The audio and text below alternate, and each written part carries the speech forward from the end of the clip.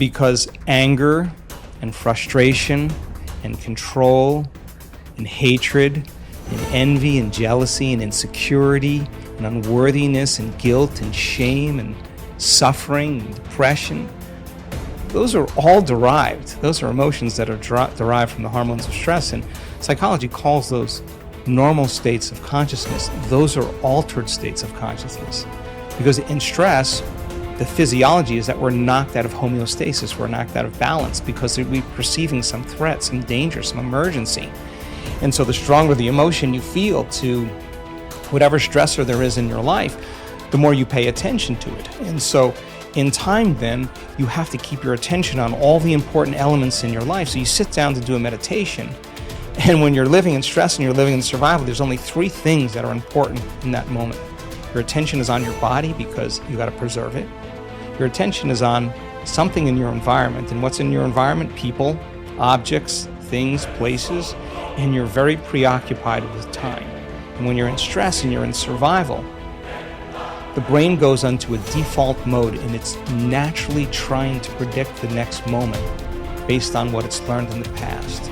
And so as you always try to forecast the future based on your memory of the past, you can't be in the present moment, right? So, and yet our model of change, what we discovered is that the only way a person can change is when they get beyond their body, they get beyond all the elements of their environment, and they get beyond that predictable future and familiar past, and they sink into the present moment, which is the unknown. So if you can't do that because of the hormones of stress, most people will sit down and they'll say, okay, I'm going to close my eyes, I'm going to start this process where I'm going to rehearse how I'm going to be today, and they start thinking about their cell phone. They start thinking about all their emails, and they start thinking, I can't meditate, there's something wrong with me, it's my mother's fault, and they actually believe that thought to be the truth, and then they get up and they actually reaffirm it and say, I can't meditate. Now, I can tell you that if you are willing to see that thought as just a thought in your brain, and you're curious what's on the other side of that thought, yeah, you're going to feel uncomfortable. But if you had some tools and skills to apply, and you were able to take your attention off your cell phone and settle your body back down into the present moment, that would be a victory.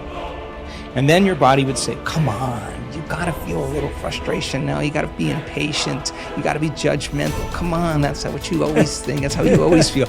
And you, like an animal, you settle the body back down into the present moment, and you tell it it's no longer the mind, that you're the mind. That's a victory.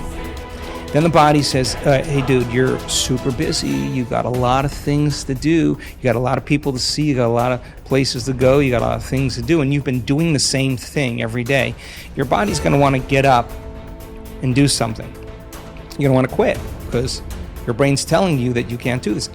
If you had the awareness to settle the body back down into the present moment, you would be executing a will that's greater than the program, because most people lose their free will to those programs, and it's that tedium in the beginning that is an uncompromising will, where you keep training the animal to stay, to take all of its attention off the environment, to get beyond all the cravings, the feelings, the habits of the body, the drives of the body, and catch yourself defaulting to that predictable future, bringing the body back into the present moment, siphoning energy back, your attention into the past based on those familiar emotions of the past. We've discovered that if you're willing to do that for just a few days, you could actually liberate an enormous amount of energy from your body.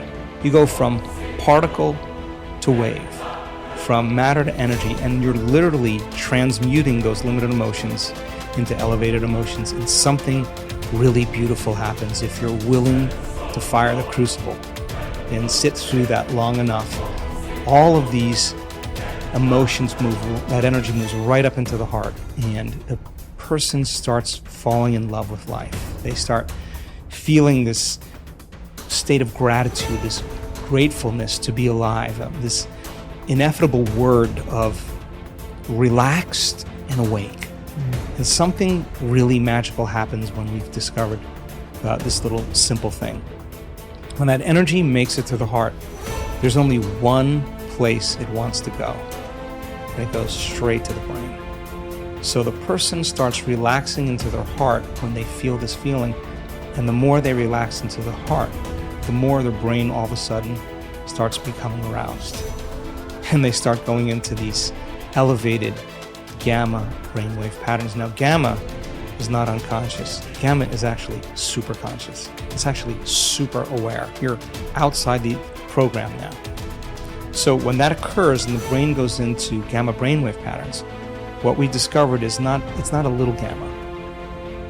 It's not a lot of gamma.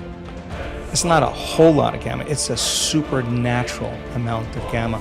And we start seeing these brainwaves where we see theta start carrying alpha, and alpha starts resonating with beta, and beta starts creating high beta, and high beta starts creating gamma. And you see these standing waves of brain coherence happening. And the person feels so amazing that they don't want the moment to end. A day that never came, but has managed to spoil every game. One day that takes all the blame, the basis of all fear and shame. Cripples the blossoming of the life's flame. A spoiler that makes life a dream. Traps the limitless in a limited scene. One day that takes all the blame, the basis of all fear and shame. Cripples the blossoming of life's flame. A spoiler that makes life a dream. Traps the limitless in a limited scene. A day that never comes but the world it rules. Tomorrow never happened to anybody, but the idea of tomorrow has robbed people. A huge mass of people of their life. Just the idea. Nobody ever touched a tomorrow in their life. Nobody ever experienced one. Nobody ever saw one. Just the idea completely robs people of everything that could be life. You can only behold now.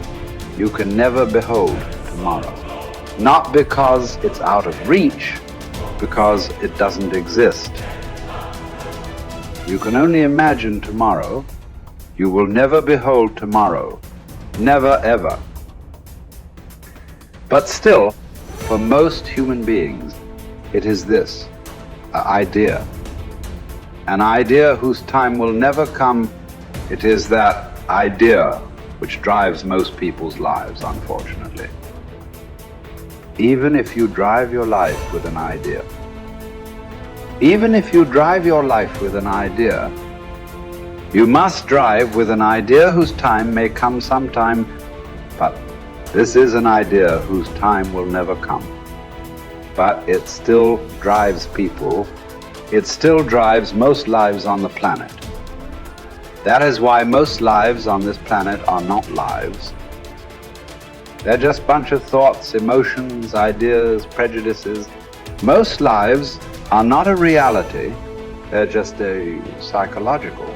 They're just a psychological existence. They're just a dream, because reality happens now. Reality happens here. In your mind, only a dream can happen. And life and death will happen today. Dream is about tomorrow. It's better to dream of something that will come true. Tomorrow is a dream that will never come true. So, what you refer to as spiritual process, it's about knowing life. You can know life only today. You can know life only now. This is the moment. I'm not trying to give you a teaching. When I say this is the moment, oh, he said, this is the moment. It's not about that. This moment is not an idea. It is the only reality. This moment is not a teaching. It is the only living thing. It is the only living thing in the existence is right now, nothing else. So don't try to understand it. Don't try to digest it. You just have to behold it in all its entirety. Start with the rain, good way to begin. See how to address the larger issues of my life. There are no large issues in your life. What is the large issue that you're talking about? It is just about what job to take, which girl to marry, where to go for vacation, whether to get married or not get married, you know. These are the things, isn't it? These are not large issues. These are little things in your life. Yes. Oh, is it just a small thing whom I get married to? I'm not saying it's a small thing, but as an issue, it's a small issue. Little issue as a consequence to your life. Yes, it has many things. But this is something that human beings have done for millions of years. We have enough experience on these things, isn't it? We know that whatever job we take, whoever we marry, it is just the way we make out of it. Every experience of life, you can make it an enriching experience. Every experience in your life, you can make a curse out of it. See, there is nothing wrong in your job, whatever job you're doing. There's nothing wrong getting this job. There's nothing wrong in losing this job. There is nothing wrong in getting married. There's nothing wrong in getting divorced. There is nothing wrong in not getting married. There is nothing wrong in anything. There is nothing wrong in this or that, but it is just that you make misery out of it. That's wrong. You do this, you make misery out of it. If you do that, you make misery out of it. That's what is wrong with you. So you got married. Is it wrong? That's not the point. There's nothing wrong with it. You did not get married. Is it wrong? No, there's nothing wrong with it. That's wonderful too. You got divorced. Is it wrong? No, that's also wonderful. It is just that you make misery out of everything. That's what is wrong. You just address that one issue, everything will be settled. That's what we are looking at. How not to make misery out of everything? If this one thing is settled, everything is settled, isn't it? Yes. If you know how to walk through this world joyfully, through marriage and divorce and celibacy and everything, if you know how to walk through this joyfully, what is the problem? Whatever you do is beautiful, isn't it? If you don't even know how to be happy, don't have such goals as realization. They are very far away from you. Happiness is not just a state of mind, it is just the basis of the quality of life that you live here. Is it such a small thing, happiness? Oh, it's just a state of mind, is it a small thing? So, biggest issue, isn't it? If you are capable of going through this world joyfully, then you could talk about going beyond. If you are not even capable of going through this joyfully, talking about beyond is no good. There is no way. I'm telling you, there is simply no way. For a person who is constantly creating inner battles all the time, how will he deal with the bondages of life? And how will he transcend that? There's no question. It doesn't arise in your life. So first thing is working towards to be a blissful human being. If that happens, the rest becomes very simple. Because a blissful human being, once your happiness is not at stake, anything that's needed you will do, isn't it? Right now, you cannot do what's needed because always your happiness is at stake. You are thinking which is the right thing to do, which is the right thing to do. There is no right thing to do in your life. There is no wrong thing to do in your life. If you know how not to make misery out of everything that you do, whatever you are doing is the right thing. If you are making misery out of everything that you do, everything that you do is a wrong thing. So that's the only issue you have to look at. Others are all petty things. What does it matter which way you do it?